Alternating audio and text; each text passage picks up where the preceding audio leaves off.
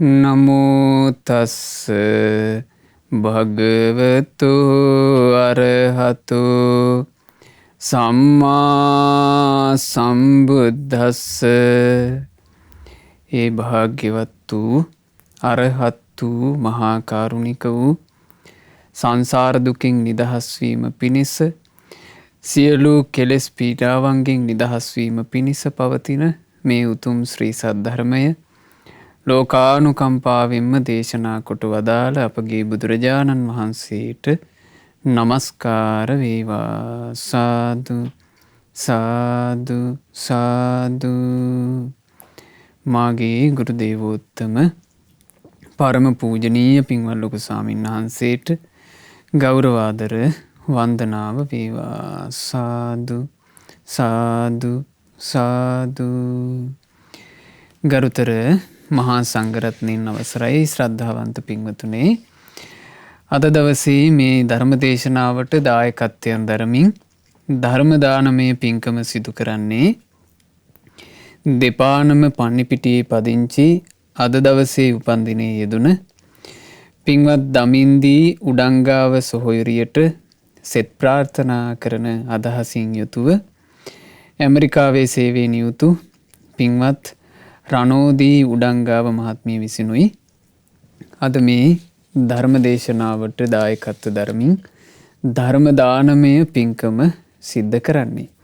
පින්වතුනි, අපේ ජීවිත මොන මොන තරාතිරංවල තිබුණත්, අපි අපේ ජීවිතේ මොන වගේ රැකී රක්ෂා කළත්, මොන වගේ සැප සම්පත් ඇතුව ජීවත් වුණත්, මේ ලෝකේ කොයි තැනක අපි ජීවිතේ ගත කරත්, ඊළඟට අධ්‍යාපන මට්ටම් වලින් කොයි තැනක අපි හිටියත්, අපි හැම දෙනාගේ ජීවිතවලට පොදුවේ පීඩා කරන, අපි හැම දෙනාගේ ජීවිතවලට පොදුවේ බලපාන ප්‍රශ්න තියෙනවා. ඒ තමයි අපි හැම දෙනාගේ ජීවිතවල අපි පීඩාවට පත් කරන එකක් අපේම හිතේ හටගන්න කේන්තිය. කේන්තිය නිසා අපි මොන සමාජ තරාතිරං වල මොන මොන තැන හිටියත් කේන්තිය හින්දා අපි කොච්චර විඳවනවද? ඊළඟට දකින ඒවාට අපේ හිත යන්නේක ලෝභය. ලෝභයෙන් හින්දා මේ ලෝකේ අපි කොතනක ජීවත් වුණත් අපි කොච්චරනම් පීඩාවට පත් වෙනවද? ওই වගේ নানা ප්‍රකාර හිත ඇතුලේ හටගන්න අකුසල්, හිත ඇතුලේ හටගන්න ඊර්ෂ්‍යාවෙන් අපි පීඩාවට පත් වෙනවා. ක්‍රෝධයෙන් පීඩාවට පත් වෙනවා. අපි අකමැති දේවල් වෙනකොට අපේ හිත ගැටෙනවා. ඒකෙන් පීඩාවට පත් වෙනවා. මේ ආදී අපි හැමදෙනාගේ ජීවිතවලට පීඩා කරන නොයෙක් දේ බොහෝමයි. මේ හැම දෙයකින්ම කෙනෙක් නිදහස් වෙනවා නම් ඒ නිදහස් වෙන්න තියෙන්නේ ධර්මයෙන්. ජීවිතයට සම්පූර්ණයෙන් සුවපත් භාවයක් කෙනෙක් හදා ගන්නවා නම් ඒ සම්පූර්ණ සුවපත් භාවය හදාගත්තා කියන එක කරගන්න පුළුවන් වෙන්නේ ධර්මයෙන්. ධර්මයේ තුලින් ජීවිතයට කොච්චර රැකවරණයක් තියෙනවද? ධර්මයේ තුලින් ජීවිතයට කොච්චර ආරක්ෂාවක් තියෙනවද කියන කාරණේ ගැන මේ ධර්මයේ අවබෝධ කරපු මුනිවරු ඊටාම ලස්සනට පහදලා දීපු ගාථාවන් කිහිපයක් අද දවසේ මේ ධර්ම දේශනාවෙන් ඔබට ඉගෙන ගන්න ලැබෙනවා. අද දවසේ අපි කතා කරන්නේ ඒ යමා නිවන් දුටු රහතන් වහන්සේලා තුන් නමකගේ ගාථා. ඒ රහතන් වහන්සේලා තමයි අපගේ ධම්මික මහරහතන් වහන්සේ, චන්දන මහරහතන් වහන්සේ සහ සප්පක මහරහතන් වහන්සේ. මේ රහතන් වහන්සේලාගෙන් ධම්මික මහරහතන් වහන්සේගේ ජීවිතය ගත්තොත් ඒ ජීවිතේ හරි පුදුම සහගත සිද්ධියක් වුණා. ඒ සිදුවීම අපිට අපේ ජීවිතයටත් ප්‍රායෝගිකව ගොඩක් වටින එකක්. ඒ නිසා ඒ සිදුවීම ඉගෙන ගන්නට වටිනවා. ඒ තමයි අපේ ධම්මික තෙරුන් වහන්සේ. උන්වහන්සේ මේ ගෞතම සාසනේ තරුණ වයසේදීම මහාන වුණා. පැවිදි වුණාට පස්සේ පැවිද්දා විදිහටත් උන්වහන්සේගේ ජීවිතේ දෝෂයක් තිබුණා. නිතර පීඩාවට පත් වෙන්න සිද්ධ වෙච්චි. ඒ දෝෂේ තමයි ගොඩාක් දෙනෙකුට තියෙනවා වගේ උන්වහන්සේටත් තිබුණා වහා කිපෙන එක. කේන්ති යනවා. පොඩ්ඩ ඇත්තම් කේන්ති යනවා. කේන්ති ගියාට පස්සේ ඒ කේන්තිය වචනකින් හරි මේ ඇද කිරීමකින් හරි එකට එක කිරීමකින් හරි මොකකින් හරි මේ එළියට දානකම් ස්පාසුවක් නැහැ. කේන්ති යන අයගේ තියෙන ස්වභාවනේ ඕවා. කේන්ති යන කෙනාට ඒ කේන්තිය හිතට ආවට පස්සේ බහූතරයකට තියෙන ප්‍රශ්නයක් එක්කෝ ඒක වචනයකින් පිට කරන්න ඕන. මොනවා හරි හොඳ හිත රිදෙන වචනයක් කියලා බැනලා පිට කරන්න ඕන. එහෙම නැත්නම් කේන්ති ගියාම එක්කෝ එකට එක කරන්න ඕන. ඒක තව දරුණු වෙලා ගියාම ඇතැමුන්ගේ කේන්තිය තියෙන්නේ පලිගන්න ඒවා. පලිගන්නවා, හදිහූනියම් කරනවා, කොඩිවින කරනවා. ඒ තැන් වලටම යනවා. කේන්තිය කියන එක. එතකොට ධම්මික තෙරුන් වහන්සේටත් පැවිදි වුණාට පස්සෙත් මේ කේන්තිය හරි තදයට තිබුණා. ඉතින් උන්වහන්සේ පැවිදි වෙලා වාසය කළේ කපිලවස්තුවේ එක්තරා ගමක. ওই ගමේ ආවාසයක ඔන්න උන්වහන්සේ වැඩ ඉන්නවා. ඒ වැඩ ඉන්නකොට අර දෝෂේ හැමතිස්සෙම උන්වහන්සේගේ ජීවිතේ අවස්ථානුකූලව පැන නගිනවා. වහා කිපෙනවා. පොඩි දෙයටත් කිපෙනවා. කිපුණාට පස්සේ උන්වහන්සේ ආක්‍රෝෂ කරනවා. පරිභව කරනවා. අනිත් භික්ෂු සංඝයාව වෙහෙසවනවා.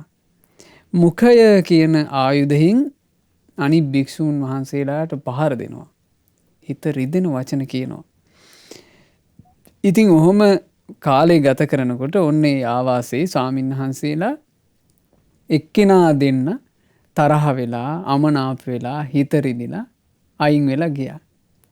ධම්මික තෙරුන් විසරක් ආවාසෙ තනි වුණා.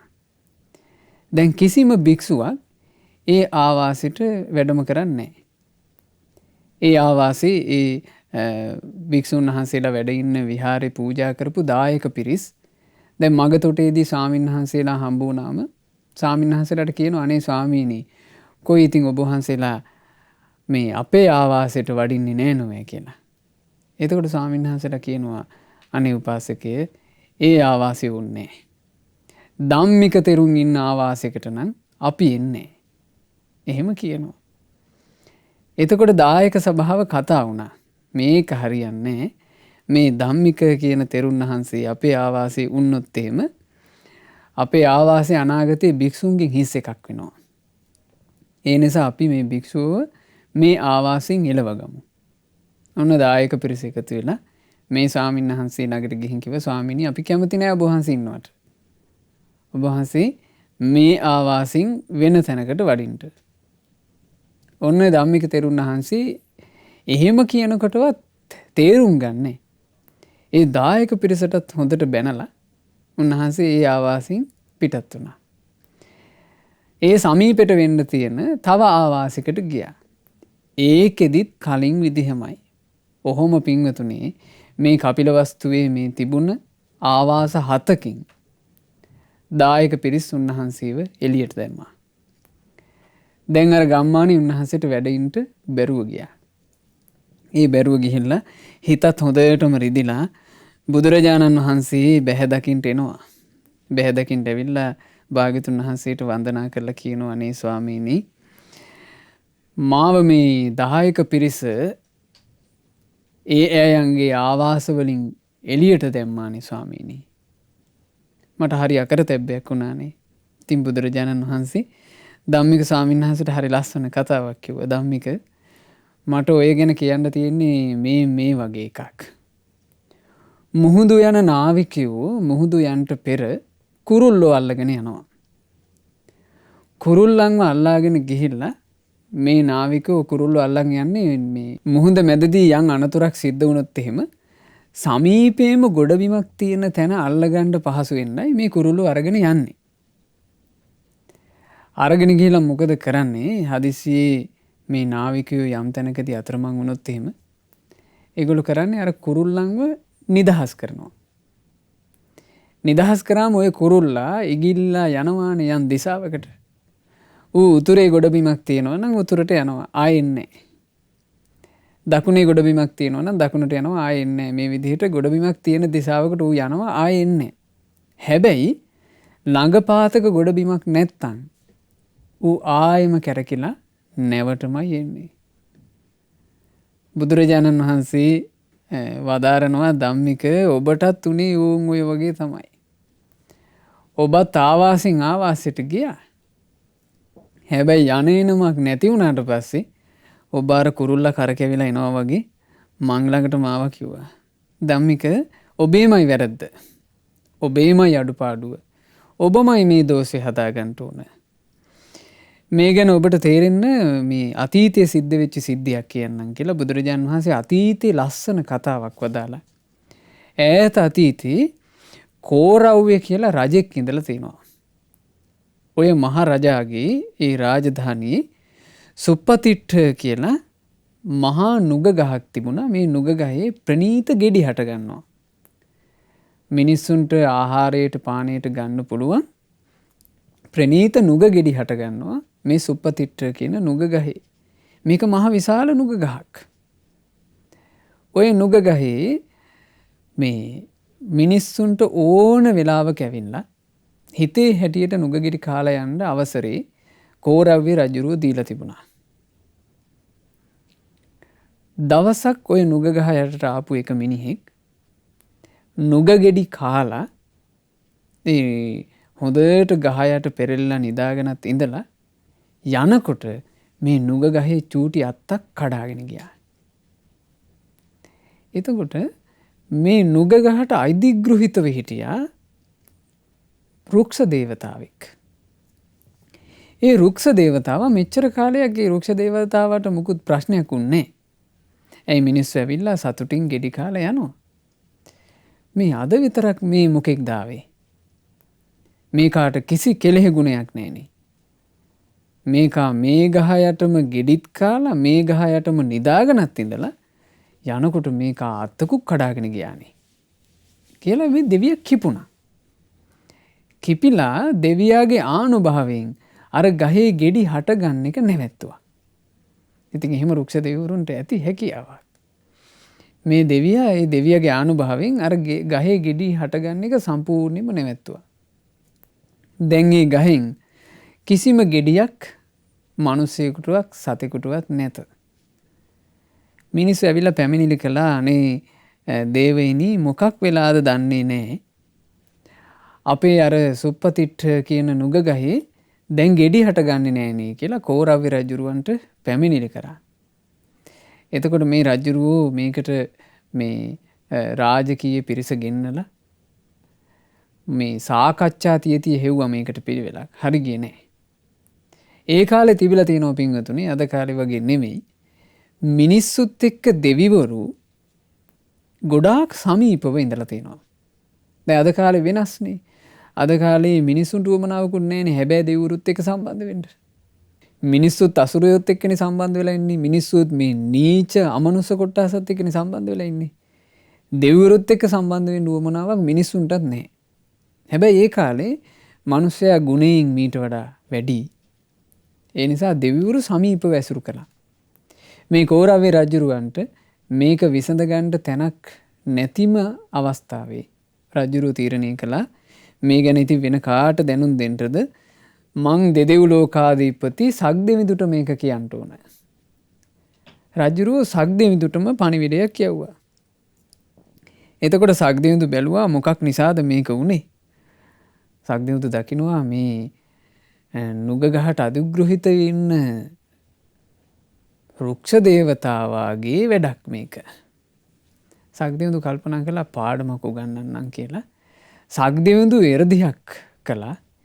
ඒ එර්දිය මෙහෙම එකක් මහා විශාල හුළඟක් ඇවිල්ලා සැඩ හුළඟක් ඇවිල්ලා අර සුප්පතිට්ඨ කියන මහා නුග ගහ හරියට මේ බලවත් පුරුෂයෙක් අතින් ඇදලා උදුරලා දැම්මා වගේ මුළුත් එක්කම ගැලවිලා බිම වැටුණා. එහෙම එර්දියක් කළා.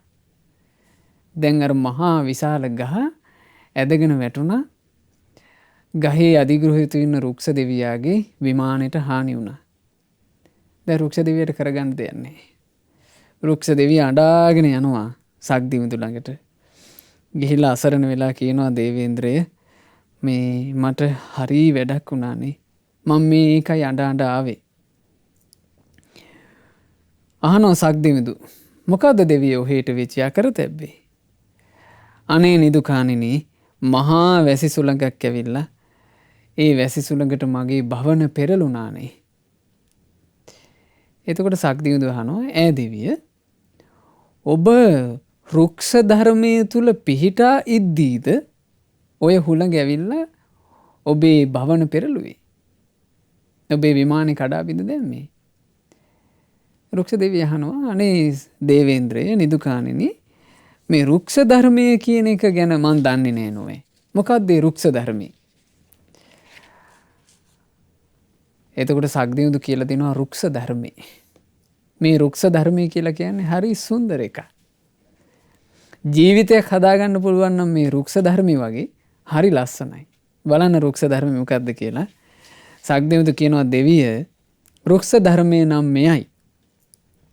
රුක්ෂයාගේ මුලින් ප්‍රයෝජන ඇති උදවිය මුල් අරගෙන ගියත්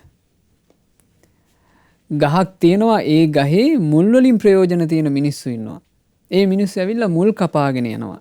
එහෙම අරගෙන ගියත් සිවියෙන් ප්‍රයෝජන ඇති අය සිවිය අරගෙන ගියත් සිවිය කියලා කිව්වේ පොත්ත ගලවගෙන ගියත් පත්‍ර වලින් ප්‍රයෝජන ඇති අය පත්‍ර අරගෙන ගියත් මල් වලින් ප්‍රයෝජන ඇති අය මල් අරගෙන ගියත් ගෙඩි වලින් ප්‍රයෝජන ඇති අය ගෙඩි අරගෙන ගියත් ඒ රුක්ෂයට අධිග්‍රහිත දේවතාවා නොසතුටු නොවිය යුත්තේය. කෝප නොකළ යුත්තේය. මෙයයි දෙවිය රුක්ෂ ධර්මය. හරි ලස්සනයි.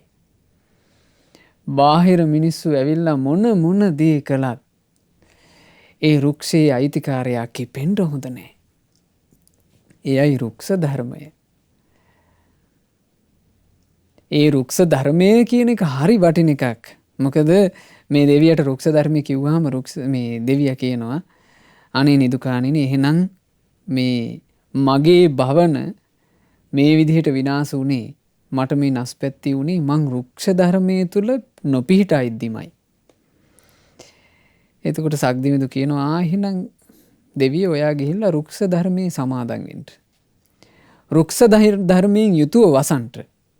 ඔබ රුක්ෂ ධර්මයේ ඉන්නවා නම් ගහ තිබුණා වගේම යලි තියෙයි. එතකොට මේ රුක්ෂ දේවතාවා රුක්ෂ ධර්මයේ පිහිටන්නෙමි කියලා අදිෂ්ඨාන කළා.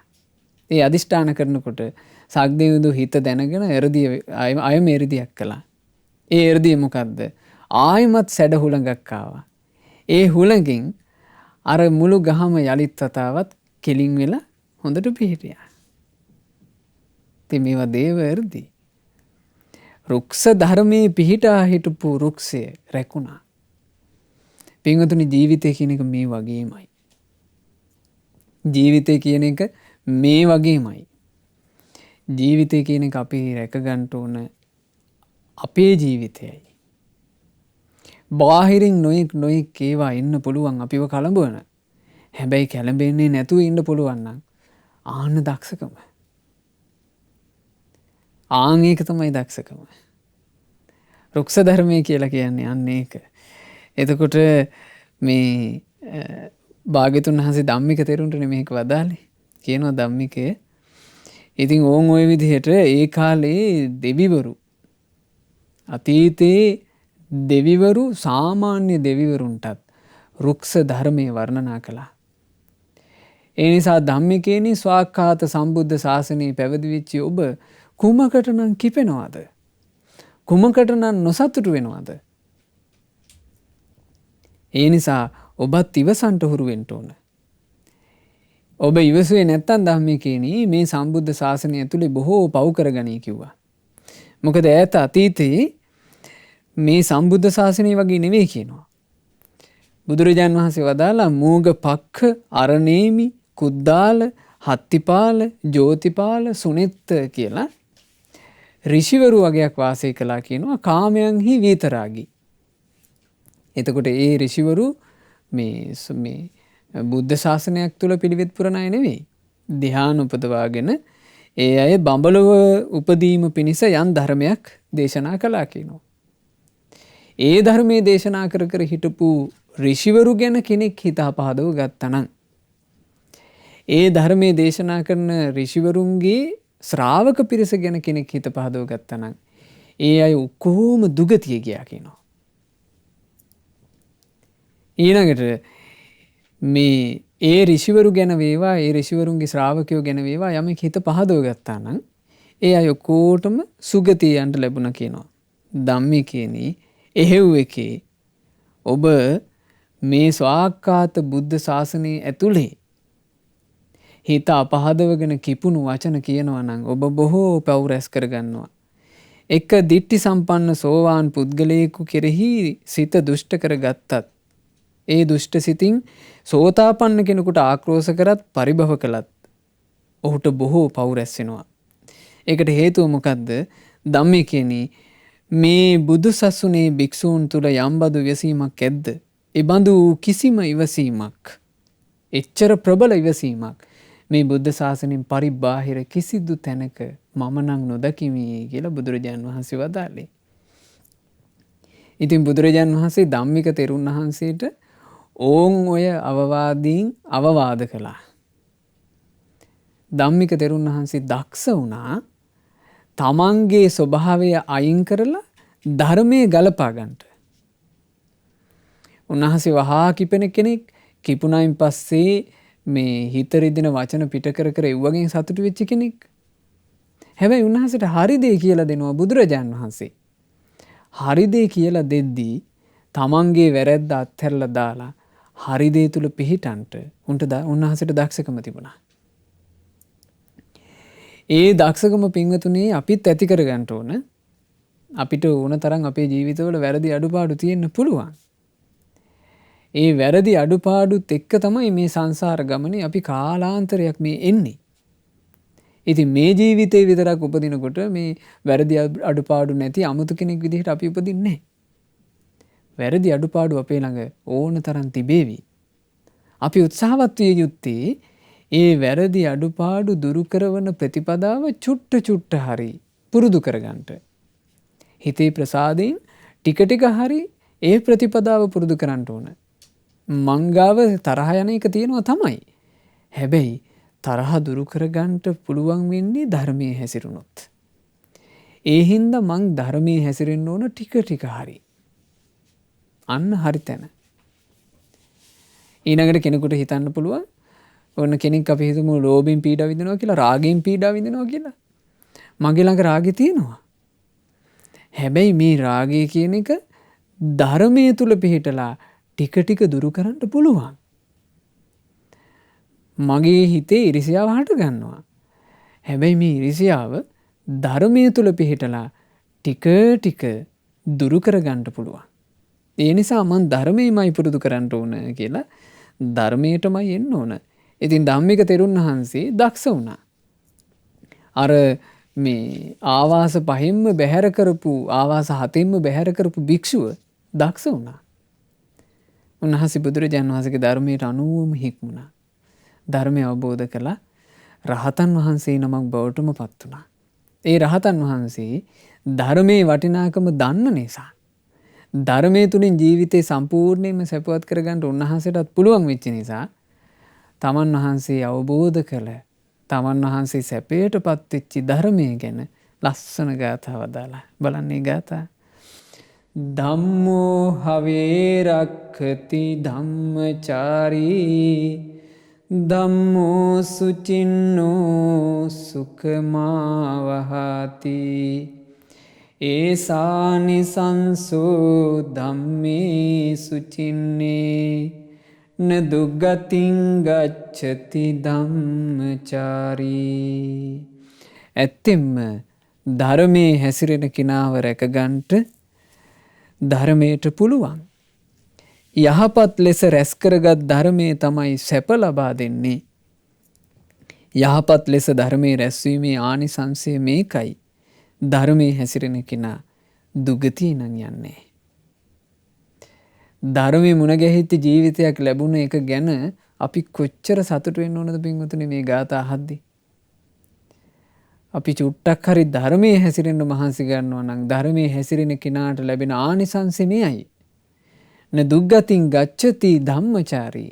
ධර්මයේ හැසිරෙන තැනැත්තාට දුගතිය නම් උරුම වන්නේ නැත. කොච්චර රැකවරණයක්ද? මේ ජීවිතේ ගත කරනකොට කොයි වෙලේ මැරෙයිද කියලා කියන්න බෑ. මොන හේතුවකින් මැරෙයිද කියලා කියන්න බෑ. මොන තැනකදී මැරෙයිද කියලා කියන්න බෑ. මොන වයසකදී මැරෙලා යයිද කියලා කියන්න බෑ. හැබැයි එකක් කියන්න පුළුවන්. කොයි තැනකදී හරි කොයි වයසකදී හරි මොන විදිහකින් හරි අපි මැරෙනවා. මැරුණාට පස්සේ මේ මුළු ලෝකෙම අත්හැරලා අපි කොහෙට හරි යන්න ඕන. ඒ යන තැන තීරණය වෙන්නේ අපිට ඕන විදිහට නෙමෙයි. අපි කයින් ක්‍රියා කරලා තියෙන විදිහට, අපි වචනින් ක්‍රියා කරලා තියෙන විදිහට, අපි මනසින් ක්‍රියා කරලා තියෙන විදිහටයි තීරණය වෙන්නේ අපි උපදින තැන. අපි මේ ජීවිතේ ගත කරනකොට අපිට පුළුවන් වුණොත් එහෙම පින්වතුනි සිත කය වචනෙන් ධර්මයේ පුරුදු කරගන්නට, ධර්මයේ පුරුදු වෙන කෙනාට ලැබෙන ආනිසංසය මෙයයි. ඔහු කොයි තැනක මැරුණත්, කොයි වයසකදී මැරුණත්, කොයි විදිහට මැරුණත් න දුග්ගතින් ගච්ඡති ධම්මචාරී. ධර්මයේ හැසිරෙන්නා දුගතියේ නම් නොයන්නේය. ආශ්චර්යයි මේ ශ්‍රී සද්ධර්මය. නහි ධම්මෝ අධම්මෝච උභෝ සමවිපාකිනෝ අධම්මෝ නිරයං නීති ධම්මෝ පාපේති සුග්ගතින්. උන්වහන්සේ වදාලා ධර්මයත් අධර්මයත් යන දෙක විපාක වශයෙන් සමාන වෙන්නේ. අධර්මයෙන් සත්වයාව නිරයට අරගෙන යනවා. ධර්මයෙන් සත්වයාව සුගතියට අරගෙන යනවා. ධර්මය අධර්මය කියන එක කවදාවත් සමාන වෙන්නේ අහසට පොළොව වගේ. අධර්මයේ විසින් මේ සත්වයාව අරගෙන යන්නේ දුගතිය පැත්තටයි. හැබැයි ධර්මයේ හැසිරුණොත් ඒ කෙනාට ධර්මයේ හැසිරීමේ ආනිසංසය විදිහට සුගතිය පැත්තට යන්න ලැබෙනවා. මේක මේ ජීවිතේ හොයන්න බෑ. මේ ජීවිතේ මිනිස්සු ජීවත් වෙනකොට සමහර වෙලාවට මේ මිනිස්සු අධර්මානුකූල විදිහට දියුණු වෙනවා පේනවා. මේන්න මද්ද්‍රව්‍ය විකුණලා කෝටිපතියෝ වෙලා එහෙම පේනවා. මෙන්න මිනිමෙරුන් දූෂණ කරන අය සමාජයේ හොඳ තැන්වල ඉන්නවා එහෙම පේනවා. එහෙම පේනකොට ඇතැම් අය නිකන් මෝඩ කතාත් කියනවනේ. අනේ මේ ඩම්පින් කරගෙන ඉන්න අපිටමයි දියුණුවක් නැත්තේ කියලා. ඒක මේ ජීවිතේ ඇස් දෙකෙන් දකින්න පුළුවන් එකක් නෙමෙයි. අධර්මයේ හැසිරෙන කෙනා අධර්මයේ හැසිරෙන මොහොතක් පාසා ඔහුගේ මාවත යොමු වෙනවා දුගතිය පැත්තට. ධර්මයේ හැසිරෙන කෙනා මහන්සි වී ටික ටික වෙන්න පුළුවන් ධර්මයේ හැසිරෙන්නේ. හැබැයි එයා තමන්ගේ ජීවිතේ හරවගන්නේ සුගතිය පැත්තට. මේ දෙක කවදාවත් විපාක වශයෙන් සමාන වෙන්නේ නැහැ. තස්මාහි ධම්මේසු කරෙය්‍ය චන්දං. ඒ හින්දා නුවණැති කෙනා ධර්මයටමයි කැමති විය යුත්තේ. ඉති මෝදමානෝ සුගතේන තාදිනා.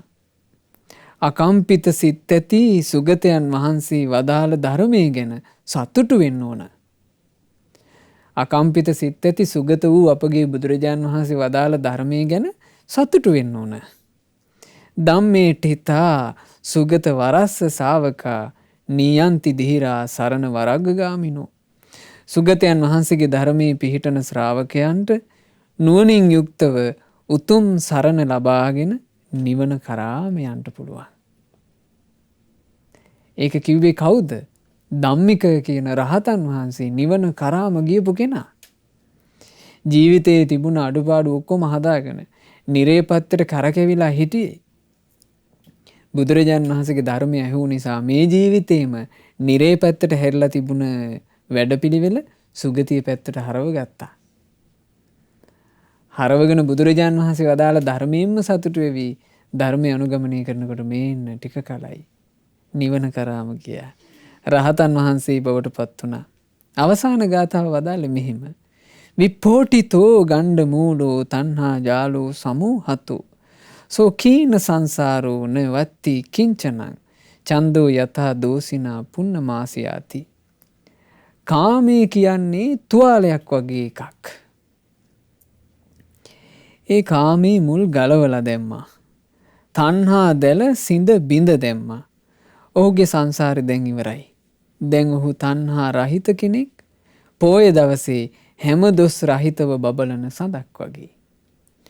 පෝය දවසේ හදයට තමයි අපි කියන්නේ පූර්ණ චන්ද්‍රයා කියලා. පූර්ණ චන්ද්‍රයාගේ කිසි අඩුවක් නෑ.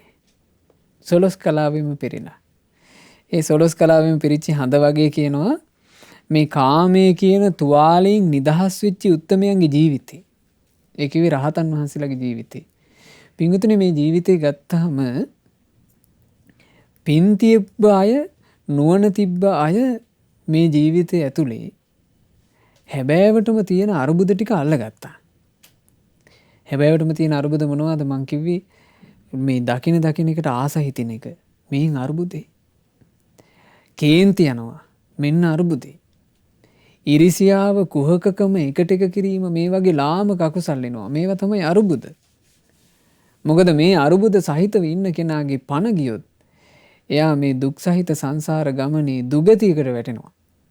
දුගතියකට වැටුණට පස්සේ ආයෙ ගොඩ එනවා කියන එක සෙල්ලමක් නෙමෙයි.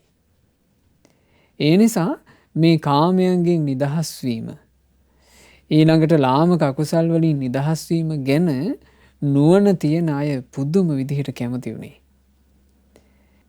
එහෙම කැමති වුණා කියලා අපිට තේරෙන්නේත් ඒ නුවණැත්තන්ගේ ජීවිත ගැන ඉගෙන ගන්නකොට ඒක බලන්න මේ චන්දන මහරහතන් වහන්සේගේ ජීවිතය ගත්තාම චන්දන මහරහතන් වහන්සේ ගාථාවලට වදාළෙත් ඒ උන්වහන්සේගේ ජීවිතේ.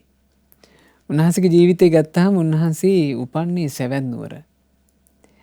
සැවැත් නුවර ඉපදිලා තරුණ වයසේ ඔන්න විවාහ වුණා. විවාහ වුණාට පස්සේ මේ චන්දන තරුණයාට පොඩි පුතෙකුත් ලැබුණා.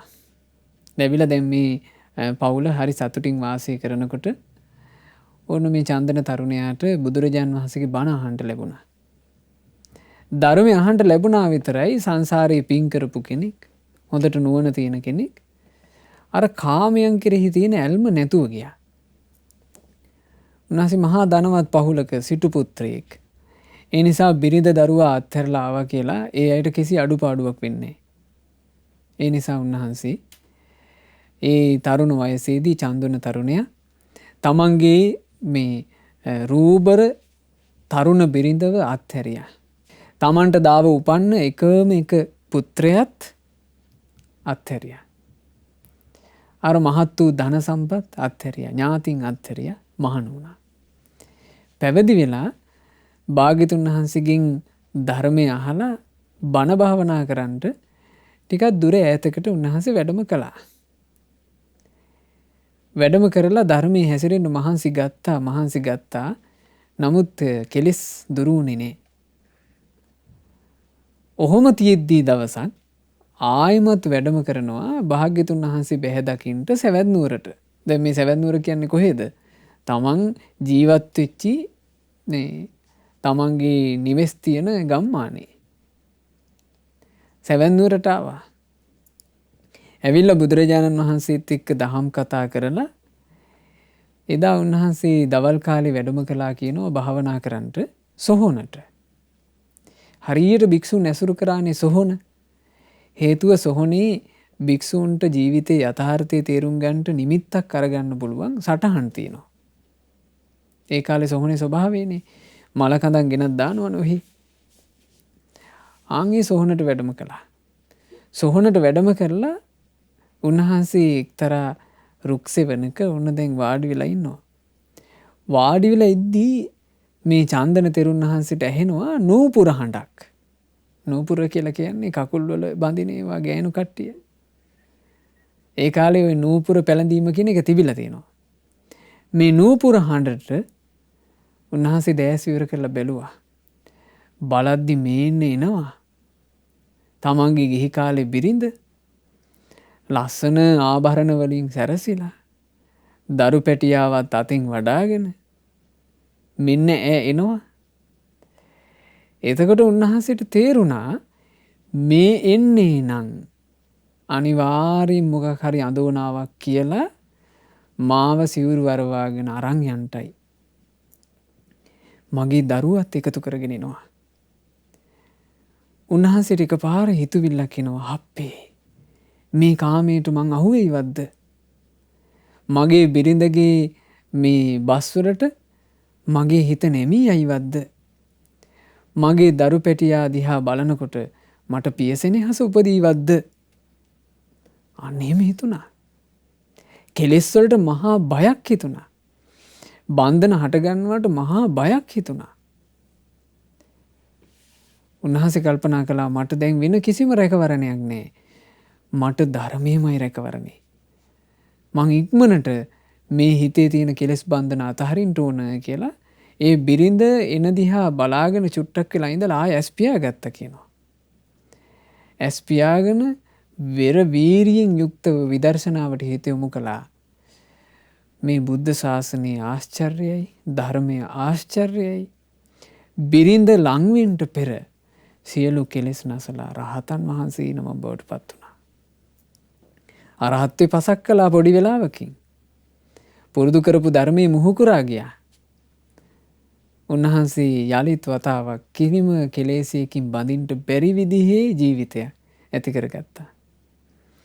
ඒ ඇති කරගෙන බිරිඳ සමීපයට ආවට පස්සේ බිරිඳටත් ධර්මයේ කියලා බිරිඳවත් සරණ සීලයේ පිහිටෙව්වා. ඉතින් අපේ චන්දන මහරහතන් වහන්සේ ඒ රහතන් වහන්සේගේ ජීවිතේ තමන් වහන්සේට වෙච්ච දේ තේර ගාථාවල මෙහෙම කියනවා. එදා ගිහි කල මගේ බිරිඳ රත්තරන් ආභරණ වලින් සැරසිලා සේවිකාවන් පිරිවරාගෙන දරුවත් වඩාගෙන මං ළඟට ආවේ. ඕන් එදා එනකොට ඇවිල්ලා තියෙන්නේ නිකමුත් නෙමෙයි. සේවිකා කාණ්ඩෙත් පිරිවරාගෙනයි ඇවිත් තියෙන්නේ. පුතාගේ අම්මා ඒ විදිහට ආභරණ වලින් සැරසිලා ඇඳ පැළඳගෙන එනකොට මට ඇයව පෙනුනේ මාරයා අටවපු උගුලක් වගේ. තමන්ගේ බිරිඳ ඒ විදිහට එනකොට උන්වහන්සේ දැක්ක කියන්නේ මාරයා අටවපු උගුලක්. මාරයා උගුල අටවන්නේ කුමක් පිණිසද? සංසාරයට බඳින්න. සංසාරයට බැඳීම පිණිස අටවපු උගුලක් වගේ දැක්ක කියනවා තමන්ගේ බිරිඳ. ඒ තුලින්ම මට යෝනිසෝ මනසිකාරයේ ඉපදුනා. සංස්කාරයන්ගේ ආදීනව ප්‍රකට වුණා. අවබෝධයෙන් යුතුව කලකිරීමෙහි හිත පිහිටියා.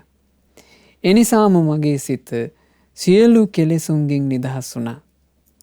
සද්ධර්මයේ ආශ්චර්ය බලන්න මා ත්‍රිවිද්‍යාව ලබා ගත්තා. බුදු සසුන සම්පූර්ණ කරගත්තා. මේ තමයි චන්දන මහරහතන් වහන්සේගේ ගාථා. කොයිතරම් ලස්සනයිද මේ බුද්ධ ශාසනයේ ඒ ශ්‍රාවක චරිතවල ජීවිත. අපිට හිත පහදව ගන්නමයි තියෙන්නේ පින්වතුනි. මෙහෙම තමයි උන්වහන්සේලා කෙලෙස් වලට විරුද්ධව යුද වැදුනේ. දැන් අපිට මේ දේවල් ගැන හිත පහදව ගත්තොත් අපේ හිත ඇතුළෙත් යාන්තම් හරි ජවයක් හටගනී පොඩිවට හරි. මේ උත්තමියෝ මේ විදිහට කෙලෙස් ඉදිරියේ වීරිය කළා නම් අපිත් පොඩ්ඩක් හරි කරන්න ඕන කියලා. ඒ හින්දා මුලින්ම කර යුත්තේ කුමක්ද? හිත පහදව ගැනීම. හිත පහදව ගැනීම. මේ ආශ්චර්යවත් මුනිවරු ගැන හිත පහදව ගැනීම. එයයි කළ යුත්තේ. මොකද බුද්ධ ශාසනයක මිසක් මේ බඳු ආශ්චර්ය ජනක ජීවිත කෙලෙස් ඉස්සරහා මේ විදිහට වීරිය වඩපු ජීවිත තමන් ගැන නිකන් මහා ලොකුවට හිතාගෙන ඉන්නේ නැතුව ධර්මයේම විශ්වාස කරලා ධර්මයට දිවිපිදූ ජීවිත ගැන අපිට අහන්න ලැබෙන්නේ බුද්ධ ශාසනය තුළ විතරයි. ධර්මයට දිවිපොදලා ධර්මයේ හැසිරෙච්ච ඒ ශ්‍රාවක චරිත ධර්මයේ තුලින් පරිපූර්ණ රැකවරණේ හදාගත්තට පස්සේ ආය උන්වහන්සේලාව පරිහානියට පත් කරවනවා කියන එක, ආය උන්වහන්සේලාගේ ජීවිත කාමයේ තුල හෙලනවා කියන එක මේ ලෝකේ කිසි කෙනෙකුට කරන්න බෑ. මේක බුදුරජාන් වහන්සේ වදාලා මේ වගේ මිනිස්සු පිරිසක් කල්පනා කරා කියනවා ගංගානම් නදිය ගලන පැත්ත වෙනස් කරන්න. ඒ කිව්වේ ගංගානම් නදිය ගලන්නේ හිමාල පර්වතයේ ඉඳලා මහ මුහුදටනේ. මිනිස්සු කාණ්ඩයකට හිතුණා කියනවා අපි මේක වෙනස් කරමු. අපි මේක හරවමු අනිත් පැත්තට මහ මුහුදේ ඉඳලා හිමාල පර්වතයට වතුර ගලන විදිහට. බුදුරජාණන් වහන්සේ අහනවා මහණෙනි ඕක කරන්න පුළුවන්ද? ඒක කළ නොහැක්කකි. ඒක කළත් මේ ලෝකේ කෙලෙස් නැසූ භික්ෂුවක් රහතන් වහන්සේ නමක් යළි කාමයට වැටෙනවා කියන කාරණේ, යළි කාමයේ තුල හෙලනවා කියන කාරණේ කිසිම විදිහකින් කරන්න බෑ. ඒ ගැන තේරෙනවා ඊළඟ තේරගාථා වලින්.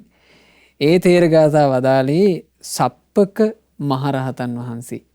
මේ සප්පක මහරහතන් වහන්සේ කියන්නෙත් සැවැත් නුවරම උපන් කෙනෙක්. ඉපදිලා තරුණ වයසේදී බුද්ධ ශාසනය පැවිදි වුණා. පැවිදි වෙලා දහම් පද අහගෙන භාවනා කරන්න උන්වහන්සේ වැඩියේ අජකරණී කියලා එක්තරා මේ ලෙනකට. අජකරණී කියලා ලෙන් ගුහාවක් තිබුණා. ඒ ලෙන් ගුහාවට වැඩම කරලා උන්වහන්සේ එහි වැඩ වාසය කළේ. එහෙදිම සියලු කෙලෙස් නැසලා රහතන් වහන්සේ නම බවට පත් වුණා. දැන් මේ රහතන් වහන්සේ භාග්‍යතුන් වහන්සේ වන්දනාමාන කිරීම පිණිස ආයමත් සැවැත් නුවරට වැඩම කළා. වැඩම කරාම ඥාති සමූහයක් දැක්කා. දැකලා උන්වහන්සේට ආරාධනා කළා තමන්ගේ නිවසට දානෙට වඩින්න කියලා. ඉතින් උන්වහන්සේ ඥාතීන් කෙරෙහි අනුකම්පාවෙන් දානෙට වැඩම කළා. මේන්න දානෙට වැඩම කළාට පස්සේ දම් පූජා කරලා ඉවර වෙලා මේ ඥාතියෝ ටික උන්වහන්සේව යලිත් වතාවක් කාමයට ඇදලා දාන්න සූදානම්. ඥාතීන් නොයෙක් කතන්දර කියනවා නේ. ඉතින් ඔබ වහන්සේ නැතුව අපිට ඉතින් හරි පාළුයි. මේ පවුලේ මේ ඔබ වහන්සේ නෑ කියලා කියන්නේ නිකන් පවුලම නැති වුණා වගේ. මේ වගේ නොයෙක් කතන්දර දැන් කියනවා. මේ කරන්න හදන්නේ මොන වගේ වැඩක්ද? හරියට ගංගානම් ගඟ අනිත් පැත්ත හරවනවා වගේ වැඩක් මේ කරන්න ලැහැත්ති. එතකොට උන්වහන්සේ බොහෝම අහිංසක විදිහට ඒ ඥාතීන්ට පිළිතුරු දුන්නා. නෑ මං කැමති නෑ. මේ සැවැත් නුවරට වෙලා ඉන්න මං කැමති නෑ. මං ආසා කරන්නේ ඒ මං දැන් වැඩ වාසය කරන අජකරණී කියන ඒ සුන්දර වනපියසේ තියෙන ලෙනටයි. ඒ ලෙන ප්‍රදේශය හරි සුන්දරයි කියන අදහස ඥාතීන්ට කියන්න උන්වහන්සේ මේ අදහස් වදාලා. ඒව තමයි සප්පක තෙරුන්ගේ ගාථා විදියට සඳහන් වෙන්නේ. ඒ කෙකනියගේ අත්තටු සුදු නෙළුමේ පාටින් යුක්තයි.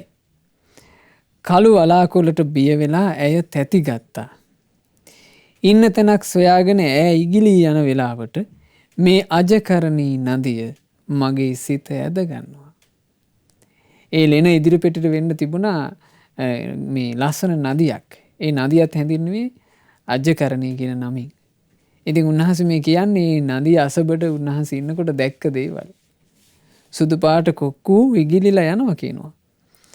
ඒ ඉගිලිලා යනකොට ඒ දේවල් දකින්ට මට අජකරණී නදිය ඒ භූමියම හිත ඇද ගන්නවා. කෙකණියගේ අත්තටු සුදු නෙළුමේ පාටින් යුක්තයි. කළු වලාකුළු වලට බය වෙලා ඇය තැති ගත්තා.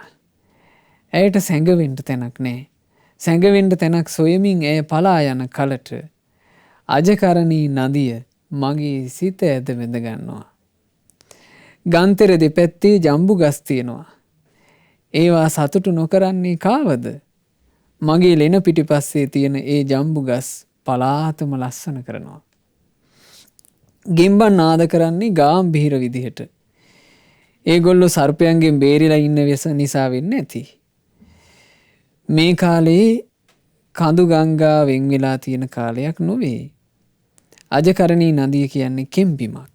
හැම අතින්ම ලස්සනයි, රමණීයයි කියලා උන්වහන්සේ තමන්ගේ ඥාතීන්ට වදාරලා ආයිමත් වතාවක් හරියට විල අත්හැරලා යන හංස රාජෙක් වගේ උන්වහන්සේ වැඩම කළා අජකරණී කියන තමන් වහන්සේ නිකලෙස් සිතින් වැඩ ඉන්න ලෙනට. ඉතින් මේ තමයි පින්වතුනි රහතන් වහන්සේලාගේ සුන්දර ජීවිත. ඒ රහතන් වහන්සේලා එසේ උබතවාගත්ත සුන්දර ජීවිත ඇතුවයි තමන් වහන්සේලාගේ ජීවිතයේ සුන්දරත්වයට පත් කරපු ධර්මය ගැන මේ ලස්සන ගාථා වදාළේ. ඒ නිසා මේ ගාථා අපි හොඳට අපේ හිතේ මතක තියාගන්න ඕනේ. අපිත් නොයෙකුත් කෙලෙස් පීඩාවන්ගෙන් පීඩා විඳින අය. මේ කෙලෙස් පීඩාවල් වලින් පීඩා විඳ ඉන්න අපිට නිතර සිහිපත් වෙන්න ඕන කාරණාවක්. කෙලෙස් පීඩා වලින් පීඩා විඳින මට තියෙන රැකවරණේ ධර්මයමයි. ඒ නිසා මන් ධර්මයේම හැසිරෙන්න ඕන. මන් ධර්මයේම හැසිරෙන්න ඕන කියන අදහසටයි අපි පැමිණෙන්න ඕන. ඉතින් මේ ගාථා අපට කියා දුන්නේ අපගේ උතුම් රහතන් වහන්සේලා. ඒ උතුම් චන්දන මහරහතන් වහන්සේ, ධම්මික මහරහතන් වහන්සේ, සප්පක මහරහතන් වහන්සේ යන ඒ සැබෑම රහත් මුනිවරුන්ට අපගේ නමස්කාරය වේවා. සාදු සාදු සාදු. ඒ රහතන් වහන්සේලා සැනසුන අමා නිවනේ අපටත් සැනසෙන්ට වාසනාව ලැබෙත්වා. සාදු සාදු සාදු. රැස්කර ගන්ට යෙදුනා වූ සියලු පුණ්‍ය ධර්මයන් සක්දෙවිඳුන් ප්‍රධාන සියලු දෙවියෝ සතුටින් අනුමෝදන් වෙත්වා. පින් අනුමෝදන් වන දෙවිවරු දිව්‍ය සැපයෙන් වැඩෙත්වා. දෙවියන්ගේ රැකවරණ දෙවියෝ අප හැම දෙනාට නොඅඩුව සලසත්වා. දෙවියෝද සංසාර දුකින් අත මිදෙත්වා. සාදු සාදු සාදු. ගුරු දේවෝත්තම පින්වත් ලොකු ස්වාමීන් වහන්සේට මේ සියලුම පුණ්‍ය ධර්මයන් අනුමෝදන්ව නිදුක් නිරෝග සුව දීර්ඝායුෂ සැලසේවා. ගෞතම සාසනය තුලම උතුම් චතුරාර්ය සත්‍ය ධර්මය පරිපූර්ණ වශයෙන්ම අවබෝධ කරන්ට වාසනාව ලැබෙත්වා. සාදු සාදු සාදු. රැස් කළා වූ සියලු පුණ්‍ය ධර්මයෝ අද මේ ධර්ම දාණය සිදු කරන මේ පින්වතුන්ලගේ මූලිකම අරමුණ බවට පත් වෙන්නේ දෙපානම පන්නිපිටියේ පදිංචි අද දවසේ උපන්දිනයේ යෙදුන පින්වත් දමින්දී උඩංගාව සොහොයුරියට පින්පෙත් අනුමෝදනා කිරීම, ධර්ම දානමේ වශයෙන් රැස් වුණා වූ සියලු පුණ්‍ය ධර්මයන්ගේ ආශිර්වාදය, රත්නත්‍රයේ ආශිර්වාදය, සියලු දෙවියන්ගේ ආශිර්වාදය අද දවසේ උපන්දිනයේ සමරන පින්වත් දමින්දී උඩංගාව ඒ සොහොයුරියට සැලසී නිදුක් නිරෝග සුව දීර්ඝායුෂ සම්පත් සැලසේවා. නිරතුරුව ජීවිතයට කල්යාණ මිත්‍ර ඇසුර ලැබේවා. සුවසේ ධර්මයේ හැසිරී ගෞතම සාසනය තුලම චතුරාර්ය සත්‍ය ධර්මය අවබෝධ කරගන්නට වාසනාව ලැබෙත්වා කියලා අපි සෙත් ප්‍රාර්ථනා කරනවා. ඒ වගේම රැස් කළා වූ සියලු පුණ්‍ය ධර්මයෝ අද මේ ධර්ම දානමේ පින්කම සිදු කරන ඇමරිකාවේ සේවයේ නියුතු පින්වත් රණෝදී උඩංගාව ඒ මහත්මියගේ නමින් අනන්ත සසර පුරාවට මිය පරලෝ යන්ට යෙදුණු සියලු ඥාතීන්ට හිත මිත්‍රාදීන්ට මේ පින් අනුමෝදන්ව ඥාතින්ගේ පරලෝ ජීවිතයේ ඒකාන්තයෙන් සැපයට පත්වෙත්වා කියන අදහසින් ඥාතීන්ට පින් අනුමෝදනා සිදු කරන්න. ඒ වගේම රැස් කළ සියලු පුණ්‍ය ධර්මයන් ඇමරිකාවේ සේවයේ නියුතු පින්වත් රණෝදී උඩංගාව මහත්මියට සැලසී එතුමියට ඒ විදේශගතව කරන සේවා කටයුතු කිසිම කරදරයකින් බාධාවකින් හිරිහැරයකින් පීඩාවකින් තොරව නිදුකින් සුවසේ කරගන්නට අවකාශ සැලසේවා.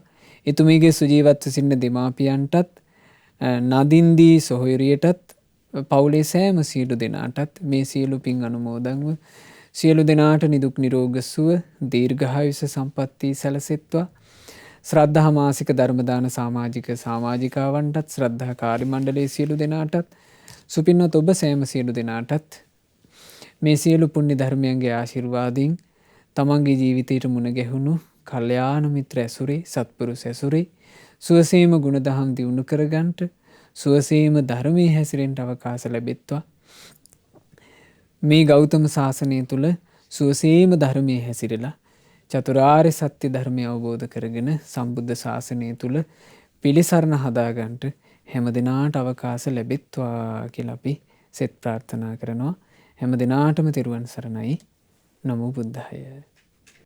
මෙවැනි වටිනා ධර්ම දේශනා ශ්‍රවණය කිරීමට ශ්‍රද්ධා ඩේලි YouTube චැනලය සබ්ස්ක්‍රයිබ් කරන්න.